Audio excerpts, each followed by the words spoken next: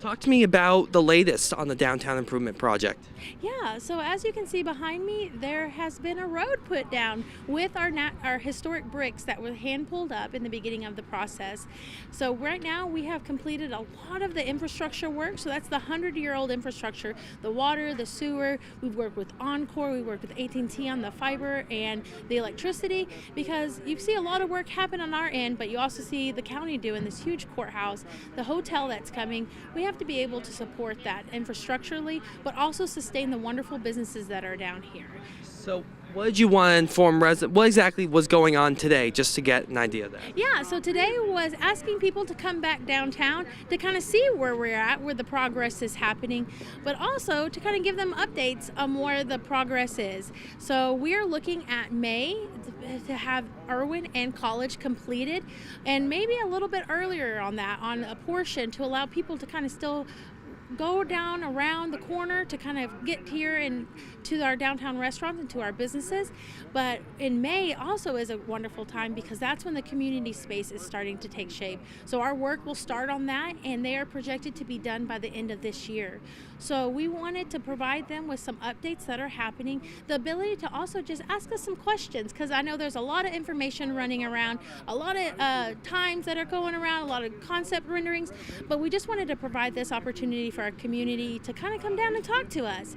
And we wanted to share what's happening, and for them to come also support our downtown restaurants and our businesses, because that's one of the key projects of what we're doing, is creating a place where people love to come, where it's a destination not just for our community but for the regions, for the state.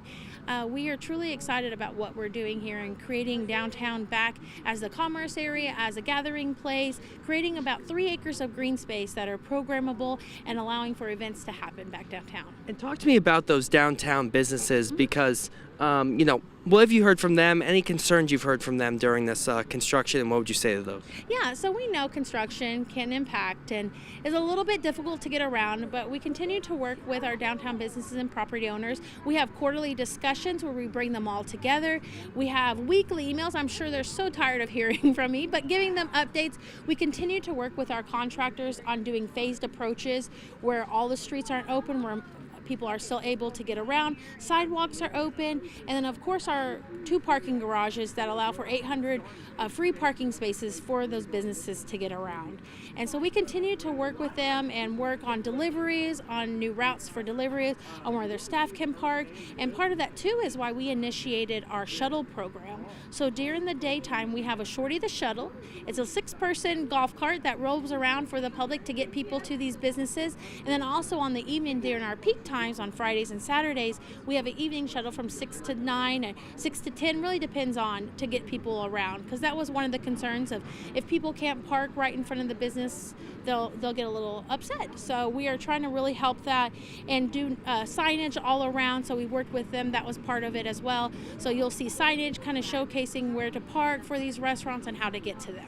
So what's next for the construction? Yeah, so next on the construction is finishing up College and Irwin and then jumping over to Ferguson. So by the end of this year, you'll see most of the West Square completely done, and they'll be open. So just because we're not completed with the project overall, parts of it will open as we go. And so all that would be completed streets, so it'll be 2-way. There's no one-ways after this project done, so that's going to open up a lot of different routes for everybody to get in and out. And then we'll be going back over to the east side, working alongside the county on their space and the new hotel that is coming. And how much is this expected to cost? Has the budget changed at all over the last few months? Nope, the budget has not changed. We have a set price that we're staying within. With the community space, we are working with a HOR contractor that has a guaranteed maximum price, and we are working within that budget. And what is that guaranteed maximum price? So within that, our whole project is expected to be about $30 million. It was right. What impact do you feel all these changes are going to have, to the community here in Tyler? Yeah, well, going back to providing a destination green space, back to what downtown used to be, is the gathering hub, is a place for families to come and support some of these local businesses where we're going to have music out there, programs during the week. It really is going to create a space that is a destination draw. It is creating an area that people feel welcome to, but also showing that the public is supportive in retaining these businesses, in improving the infrastructure, that not just expanding infrastructure throughout Tyler, but it's 100-year-old infrastructure that needed to be looked at. One of the big keys is not only supporting development, but also retaining and sustaining and helping those that have made Tyler, that have been here for decades, and helping them continue to flourish and be successful. What are you most looking forward to? The green space. I am Why is that? so excited to bring that back. I love it because it shows that it's not just all concrete. It's not just a place where you have to come into a business and get into your car and go. You're able to go into these businesses. You're able to go to this green space, have a picnic, have a celebration, have an event down here.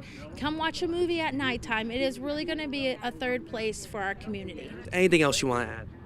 We have a website called My Tyler, Texas that allows folks to stay along with our timeline, with any publications that we've put out, all the plans that we did leading up to this. This didn't just start overnight. We have been in the works for years and years. We did multiple traffic plans. We worked alongside the county, have agreements on the use space. So it's all could be in there as soon as it's finalized. So they're able to check on there, leave comments, also ask questions if they have anything about it. So I really advise people to look at that and look at our socials. And do you see yourselves having another event like this where you invite residents out, and if so, when? Oh, of course. So we haven't had a new timeline, but one of our next ones that we are programming is a roundabout workshop. So we'll have the roundabouts drawn out in a parking lot and allow people to use a golf cart to really navigate it, because that was a concern that we've had people reach out to us saying they're just not quite sure Tyler can handle a roundabout.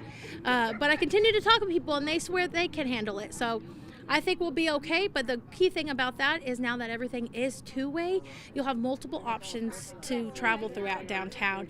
But with the roundabouts, we were able to gain so much area back for the pedestrian, and the wider sidewalks now allow for street furniture to come out. A lot of businesses can now have outdoor seating that has been very popular, and we're really excited to see that.